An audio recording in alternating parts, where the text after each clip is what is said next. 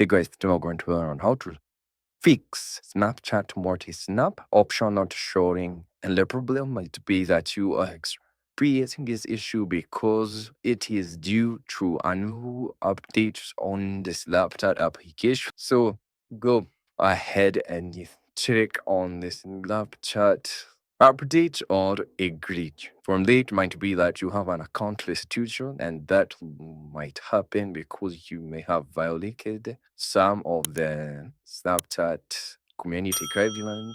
And the only thing that you can try doing is try installing and reinstalling the Snapchat application and checking if at your Play Store if you have an Android or the Apple Store if you have an iPhone for any type of application. And thanks for watching this video. Please do like, share, and subscribe. And I'll see you guys on the next video.